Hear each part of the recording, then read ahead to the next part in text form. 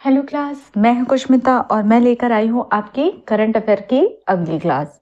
हम current affair पढ़ रहे थे जिसकी हमारी पहले ही कुछ वीडियो आ चुकी है। आप जाके वहां पे देख सकते हैं, प्लेलिस्ट में जाकर के देख सकते हैं, ठीक है, मेरे चैनल पे। और हम जो करंट अफेयर पढ़ रहे हैं वो 2026 में होने वाले सीजीपीएससी और अन्य एग्जाम जो व्यापम के हैं उसके लिए हम मेन कवर कर रहे हैं, ठीक है। तो आप लोगों से क्लास को कंटिन्यू करने से पहले एक छोटी सी रिक्वेस्ट है, यदि मेरी क्लास अच्छी लगती है तो प्लीज लाइक कीजिए, सब्सक्राइब कीजिए और अपने दोस्तों में ज्यादा से ज्यादा शेयर कीजिए, ठीक है। मैं आपके लिए ज्यादा से ज्यादा जो करंट अफेयर के डेटा है वो लेकर के आती हूँ ताकि आपको प्रीलिम्स में भी हेल्प हो सके और आपको हर हर एग्जाम में हेल्प हो सके। यहाँ तक कि भी अगर आप अच्छे से पढ़ते हैं तो जो आपका जो मैथ्स मेंस का जो एग्जाम है उसमें भी आपको ये प्रॉफिट दे, ठीक है। और मेरे साथ में मैथ्स की क्लास भी चल रही है, आप उसे भी जाकर के देख सकते हैं। एक छोटी सी बात है, आगे क्लास को कंटिन्यू करने से पहले मैं कहना चाहती हूँ, बहुत जो एस्पेरेंट है, मतलब जो स्टूडेंट है जो कॉम्पिटिटिव एग्जाम की तैयारी कर रहे हैं, मैं उनके लिए कहना चाहती हूँ। जनरली मैंने देखा है बच्चे क्या करते हैं कि जैसे अभी कोई एग्जाम आ रहा है, मान लो अभी अमीन का एग्जाम हुआ है तो वो अमीन के हिसाब से पढ़ना चाहते हैं। फिर अगर कोई और अगर एग्जाम आता है तो वो उसके लिए पढ़ते हैं। फिर कोई और एग्जाम आता है तो उसके लिए पढ़ते हैं। ये आप गलत करते हैं। जनरली होता क्या है, कुछ सिलेबस एक कॉमन है, जैसे कि एक मैथ्स है वो सभी में है तो मैथ्स कॉमन है।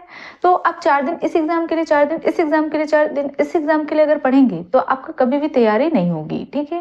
लेकिन अगर आप एक बार, जैसे एक RS अग्रवाल की बुक है उसको आप एक बार पढ़ लेते हैं तो अब आपका कोई भी आए, ठीक है, आपको उसको बस प्रैक्टिस लगाना है।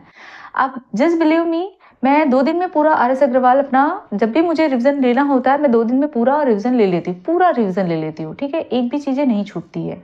अब आप कहेंगे कैसे, क्योंकि मैं RS अग्रवाल कई टाइम पढ़ चुकी हूँ और लंबे समय से मैं पढ़ा रही हूँ, ठीक है। तो मेरा इस तरह से मेरा हो जाता है। सिमिलरली मेरी अन्य चीज भी है कि मुझे जब पढ़ना है मैं कभी भी एक एग्जाम के लिए फोकस करके नहीं पढ़ती हूँ। जब वो एग्जाम टाइम आता है तो वो 15 दिन आप उसके लिए देख लो, सफिशियंट होता है, ठीक है। तो मैं आपके लिए वही कहना चाहती हूँ कि आप पूरा पूरा सिलेबस को जो भी है, जैसे कि अगर अगर हम मान के देखें सीजीपीएससी, तो अगर हमने सीजीपीएससी के लिए पढ़ा है तो व्यापम तो निकलेगा ही निकलेगा, चाहे कोई भी हो। बस इतना है, हो सकता है कि वो पर्टिकुलर, अगर वो उस सब्जेक्ट का है, मतलब उस पर्टिकुलर उस क्षेत्र का है, तो वो क्षेत्र अपने रिलेटेड कुछ क्वेश्चन आपको पूछ सकता है तो वो आपको पढ़ना पड़ेगा, ठीक है। बाकी वो कितना होगा वो उसकी, जैसे जैसे कुछ एग्जाम में कंप्यूटर आप पढ़ते हैं तो आप कंप्यूटर को एक बार तैयार करके रखिए, कंप्यूटर को एक बार आप तैयार करके रखिए। अब वो किसी भी एग्जाम में पूछे, आपको पता है किसी में कंपलसरी होगा कंप्यूटर वाले सेक्शन को क्लियर करना, किसी में नहीं होगा, लेकिन 10 15 20 5 नंबर का आपको देखने को मिलते रहेगा। लेकिन आप क्या करते हैं कि जब ये एग्जाम आ रहा है तो मैं इसे पढ़ूंगा, ये एग्जाम आ रहा है तो इसे पढ़ूंगा, ये एग्जाम आ रहा है तो इसे पढ़ूंगा, ठीक है। इसके सिलेबस में ये मेंशन है मैं ये पढ़ूंगा, वो सब में है, छत्तीसगढ़ सब में है, ठीक है। तो छत्तीसगढ़ आपको पढ़ना ही है। लेकिन आप क्या करते हैं, आपकी जो सर्च करने की तरीका होती है, मैंने एक चीज नोटिस किया है, मैंने ऑफलाइन वाले बच्चों में भी नोटिस किया है कि अभी वो फलाना एग्जाम दे रहा है तो अभी उसको उसके हिसाब से पढ़ना है। आप ऐसे करेंगे ना तो आपकी कभी भी जो एकदम जो एक कंठस्थ तैयारी बोलते हैं वो नहीं हो पाएगा। जो आपको एग्जाम निकालने के लिए जो महत्वपूर्ण होता है वो कभी नहीं हो पाएगा, ठीक है। उसमें आपको टाइम लगेगा, ऐसा नहीं कि नहीं निकलेगा, नहीं, लेकिन टाइम लगेगा। लेकिन अगर आप भिड़ के एक बार जो आपके जो सिलेबस है, आप किसी भी स्टेट से बिलोंग करते हैं, लेकिन अगर जो एक बार आपका जो सिलेबस है, जनरली मान के चले सीजीपीएससी या पीएससी, ठीक है, वही मेन है। व्यापम तो उससे नीचे के ही आएंगे, व्यापम उससे नीचे के आएंगे, पीएससी से ऊपर कभी नहीं जाएगा व्यापम, एक चीज याद रखना, ठीक है।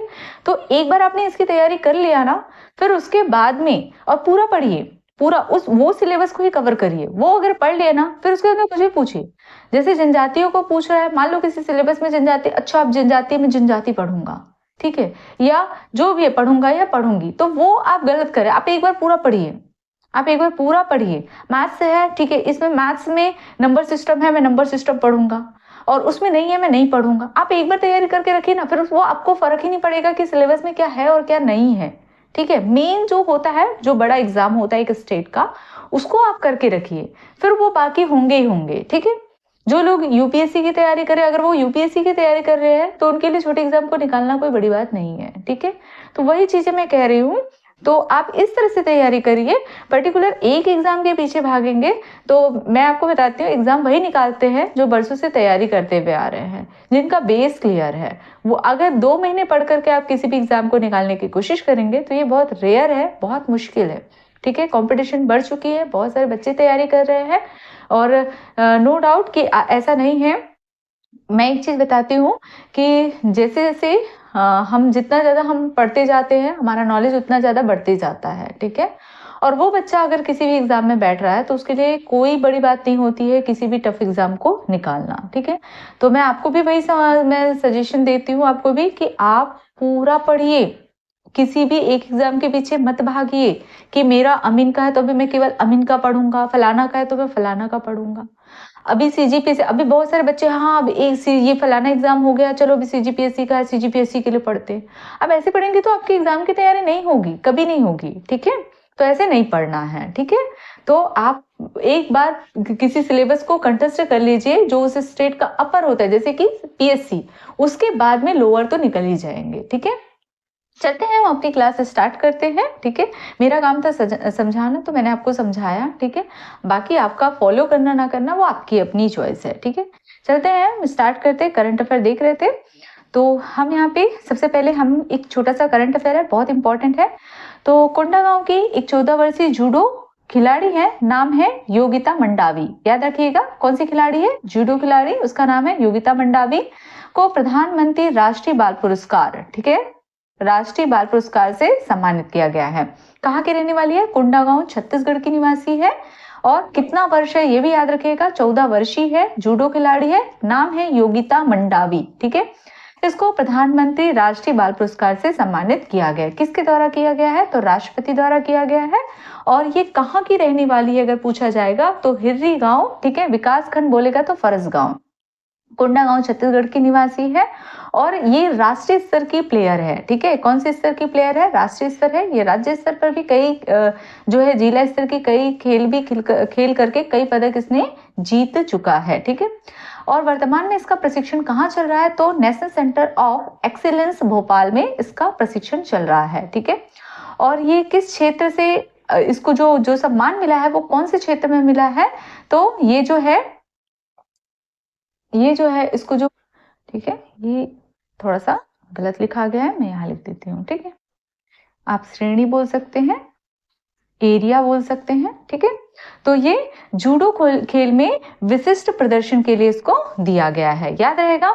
देखो ये 10 साल की ही उम्र में ही क्या हुआ था, ये जूडो खेलने के लिए क्या हुआ था, इसने जो प्रशिक्षण लेना जो है वो शुरू किया था, मतलब 10 साल की उम्र में इसने खेलना शुरू कर दिया था। ठीक है, और इसकी एक छोटी सी स्टोरी है कि इनके पेरेंट्स नहीं है, बचपन में ही इनके मम्मी पापा जो है चले गए थे, और ये नक्सल एरिया से बिलोंग करती है। ठीक है, तो काफी संघर्ष रहा है इनका जीवन, और इससे हमको सीख भी मिलती है कि संघर्षों के बाद भी आज देख लीजिए राष्ट्रीय स्तर पर खेल रही है और उसका नाम आया है, तभी तो हम पढ़ रहे हैं। उसको प्रधानमंत्री राष्ट्रीय बाल पुरस्कार से सम्मानित किया गया। तो जब ये कर सकती हैं, जबकि इनका न्यू कमजोर है, तो हम क्यों नहीं कर सकते हैं, हम भी एग्जाम निकाल सकते हैं। ये आप समझ सकते हैं, दुनिया में बहुत सारे अजूबे हैं, अजूबे ही कहेंगे इसे। ठीक है, 7वां अजूबा तो हम सब जानते हैं, और ऐसे करने वाले अक्सर 8वें अजूबे कहलाते, तो हम भी कर सकते हैं, बस अपना आत्मविश्वास बना करके रखिए। ठीक है, तो अगला चलते हैं पंडुम कैफे। ठीक है, पंडुम कैफे, इसका उद्घाटन, ये बहुत इंपॉर्टेंट है, इसको स्टार मार्क डाल लीजिए। ठीक है, पंडुम कैफे, इसका उद्घाटन 17 नवंबर 2025 को हुआ है। किसके द्वारा किया गया है, तो हमारे मुख्यमंत्री श्री विष्णुदेव साय के द्वारा किया गया है।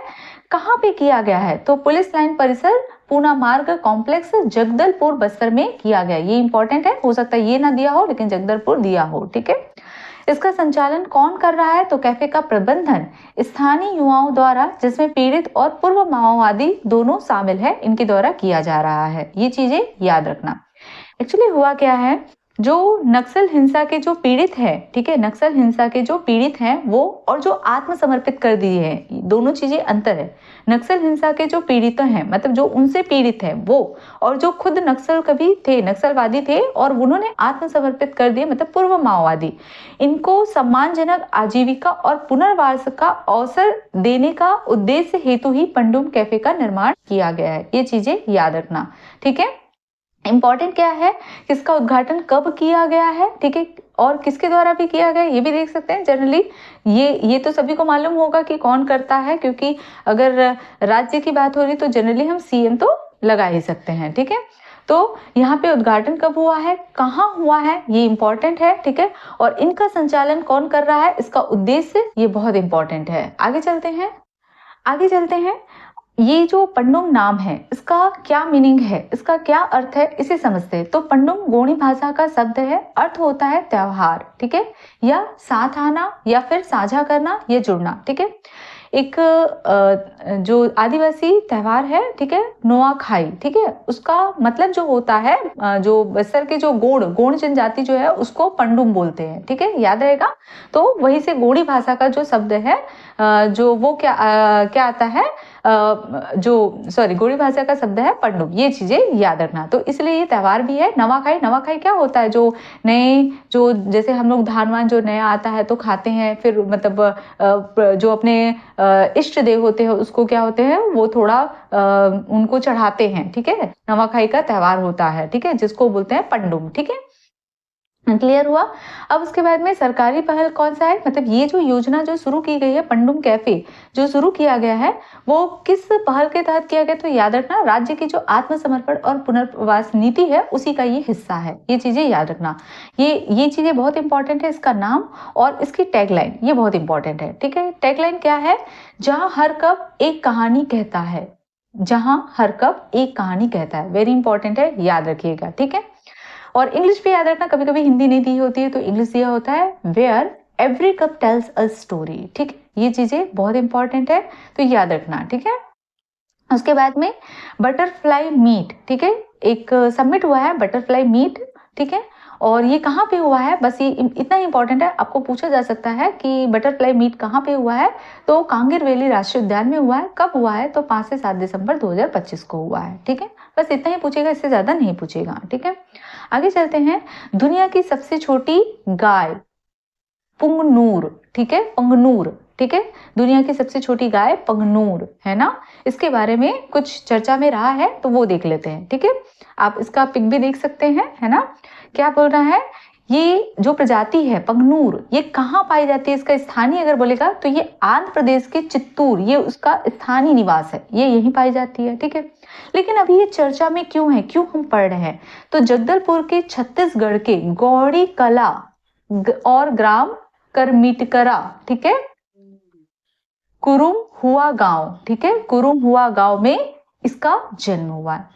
तो शायद ये गांव ना पूछे, ये पूछ सकता है इसका जन्म छत्तीसगढ़ में कहाँ हुआ है, या फिर आपको पूछ सकता है वर्तमान में ये चर्चा में क्यों है, तो छत्तीसगढ़ में ही मेन पूछा जाएगा। तो याद रखना, अगर या तो फिर छत्तीसगढ़ बोला जाएगा या फिर बोल सकता है जसपुर, आपको ऑप्शन में देखने को मिल सकता है, ठीक है। कब हुआ है, तो 1 नवंबर 2025 को हुआ है, ठीक है। और ये भी पूछा जा सकता है ये स्थानीय कहाँ की है, तो आंध्र प्रदेश की। तो मैं आपको बता चुकी हूँ, अगर ये पूछा जाएगा तो आपका स्थानीय पूछा जाएगा आंध्र प्रदेश। छत्तीसगढ़ में कहाँ जन्म हुआ है, तो जसपुर जिला में हुआ, या फिर ये ग्राम देखने को मिल सकता है। और यहाँ पे एक जो सबसे महत्वपूर्ण बातें हैं, इसकी ये जो बातें हैं, अन्य जानकारी, इससे संबंधित भी क्वेश्चन पूछा जा सकता है, ठीक है। तो जैसे कूट में दिया हो तब ये पूछा जा सकता है। तो यह 3 से 5 लीटर दूध देती है। ये जो इसका जो उम्र है वो 20 साल की उम्र है, ठीक है, इतनी ही साल तक ये जीती है। ऊंचाई 3 फीट होती है, इससे ज्यादा नहीं होती है। वजन जो होती है 250 किलो तक ही होती है, ठीक है। तो चलते हैं, आज यहाँ पे क्लास हम स्टॉप करते हैं। छोटी सी क्लास रही है लेकिन बहुत महत्वपूर्ण क्लास है। जो हमने पंडुम कैफे देखा है वो आप बिल्कुल कर ही लीजिएगा, ठीक है।